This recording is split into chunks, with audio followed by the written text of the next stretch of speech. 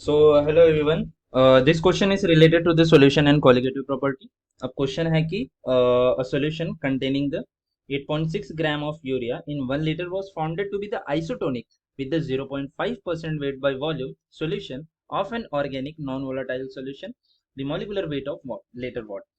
So question बहुत easy है, simple है, कंसंट्रेशन टर्म से रिलेटेड है और बता दिया गया कि देखो दो सॉल्यूशन है इसके अंदर। ओके, और दोनों सॉल्यूशन एक दूसरे से कोरिलेशन किया गया है। क्या कोरिलेशन किया गया है? दो के दोनों एक आइसोटोनिक सॉल्यूशन। आइसोटोनिक सॉल्यूशन मतलब ऐसा होता है, आइसोटोनिक सॉल्यूशन मतलब वो ये बोलना चाहते हैं कि दोनों सॉल्यूशन का कंसंट्रेशन सेम है। मतलब concentration of solution one which contain the urea is equal to the concentration of a solution two which contain some organic and non volatile solution. Okay, अब हमें वो क्वेश्चन को सॉल्व करना है। Before that हमें पहले क्वेश्चन के पूरे डाटा को एब्स्ट्रैक्ट करना आना चाहिए। ओके, सो हम सबसे पहले इसके जो भी डाटा दिया गया है उसको एब्स्ट्रैक्ट कर लेंगे। ओके, सबसे पहले मैं यूरिया का डाटा इसमें लिखूंगा। तो यूरिया का क्या, मैं थोड़ा कलर पेन यूज कर लूंगा। यूरिया के लिए क्या करते हैं कि यूरिया का हमें वेट दिया गया, solution containing the 8.6 gram of urea. तो मैं ऐसा बोल सकता हूँ कि वेट ऑफ, सॉरी टू नहीं लिखता हूँ, यू लिख देता हूँ, वो ज्यादा इजी रहेगा अंडरस्टैंड करने में।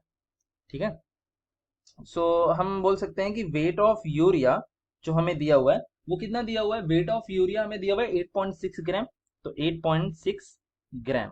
ओके, यूनिट भी आप लिखा करो, बहुत अच्छा होता है, क्योंकि जब हम फाइनल सब्स्टिट्यूशन का टाइम पर भी देखोगे तो हम यूनिट को लेकर के करेंगे, बिकॉज वो हमें जो आंसर देगा वो हमारे यूनिट के साथ में आता है, तो हमें यूनिट का लास्ट में कुछ झंझट रहेगा नहीं। ओके, सो ये दे दिया गया। और हमें क्या बोला गया कि ये 1 लीटर में था, मतलब वॉल्यूम ऑफ यूरिया हमें दे दिया गया है कितना?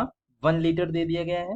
क्लियर है, हमें वॉल्यूम भी दे दिया गया है। ओके, और हमें बोला गया कि ये यूरिया है, उसके नाम में हमें नाम भी मेंशन किया गया कि ये यूरिया है, तो उसका भी मतलब होगा। हम यूरिया का सबसे पहले फॉर्मूला लिख देते हैं, वो होता है NH2C double bond O NH2। ये होता है यूरिया का फॉर्मूला। अगर आप इस फॉर्मूला से इसका molecular mass number find out करोगे, molecular mass number of urea that is equal to 60 gram per mole. ये हो जाएगा, सिंपल है, एकदम सिंपल था इतना। यहाँ तक आई होप सबको पता रहेगा कि ये डाटा निकालना कैसे हमने निकाला। सबसे पहले हमने वेट निकाल लिया, फिर वॉल्यूम, फिर यूरिया का फॉर्मूला लिख के उसका molecular mass number find out करते हैं। क्लियर है? अब हम चलते हैं आगे की तरफ में, और हम आगे इसका फाइंड आउट करेंगे। इसके जो दूसरा हमको बताया गया कि एक सॉल्यूशन और दे दिया गया इसके अंदर, और वो सॉल्यूशन कैसा है? Isotonic with 0.5% weight by volume.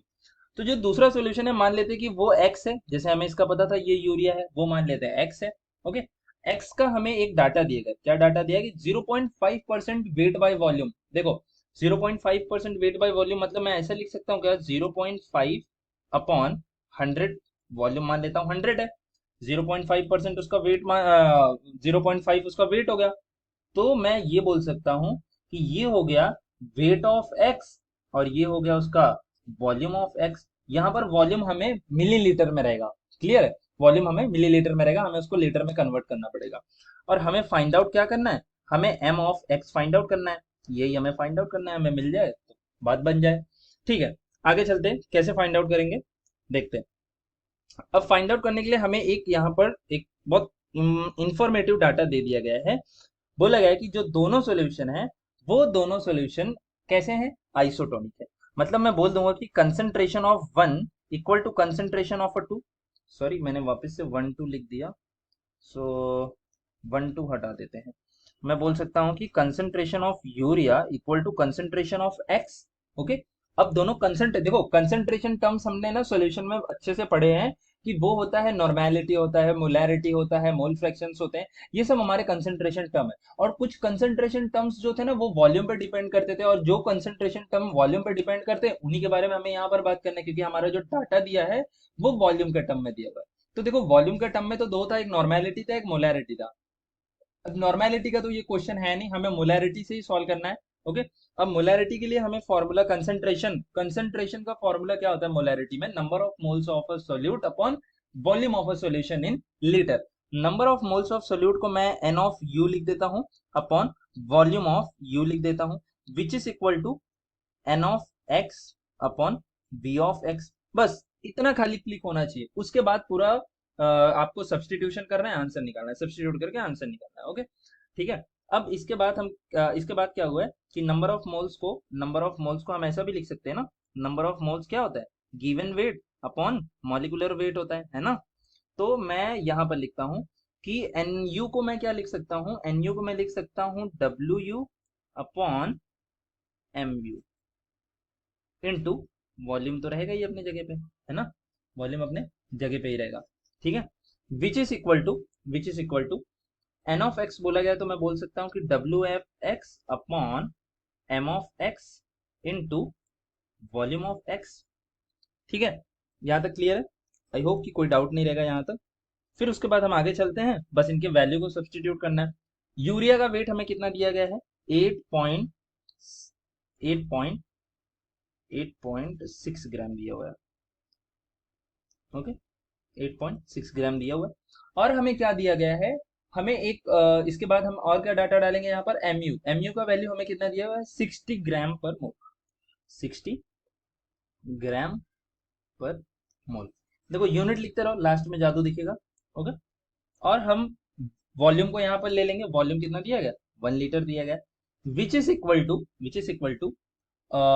W of X, weight of X हमें दिया हुआ है 0.5 ग्राम, 0.5 ग्राम अपॉन वॉल्यूम हमें कितना दिया गया है, इसका मॉलिक्यूलर मास तो दिया नहीं गया, तो हम यहाँ पर m ऑफ x लिख लेंगे, और हमें वॉल्यूम तो दिया गया। वॉल्यूम देखो यहाँ पर वॉल्यूम से थोड़ा सा गेम खेला गया है, तो 100 ml लिख दो ऐसे, ml, बट ml से हमें लीटर में करना पड़ेगा, ये हमें मोलैरिटी में हमारा बेसिक था, इसके लिए हम ऊपर 1000 से मल्टीप्लाई कर देंगे। थोड़ा सा मैं इसको सही कर देता हूँ। ओके, सो यहाँ पर ठीक है। सो अब क्या करेंगे, 0.5 ग्राम तो हम ऊपर 1000 से मल्टीप्लाई करेंगे, जस्ट बिकॉज कि हमें उसको किस में करना है, लीटर में करना है, और नीचे क्या था हमारा, 100 था। ओके, 100 था और लीटर था, ठीक है। ये इतना हमने कर लिया। अब हमें करना कुछ नहीं है, बस सॉल्विंग करना है। देखो 100 का अगर मैं ये और ये कट कर दूं, ये और ये कट कर दूं, तो ऊपर 0.5 इंटू 10 मल्टीप्लाई हो जाएगा, मतलब ऊपर 5 बन जाएगा। तो मैं हल्का सा यहाँ पे लिखता हूँ, थोड़ा सा स्पेस का इश्यू है। ओके, 8.6, 8.6, नहीं तो डायरेक्टली हम M2 को ही फॉर्मूला लिखते हैं ना, वो बेस्ट रहेगा, बार बार क्या लिखें, ठीक है।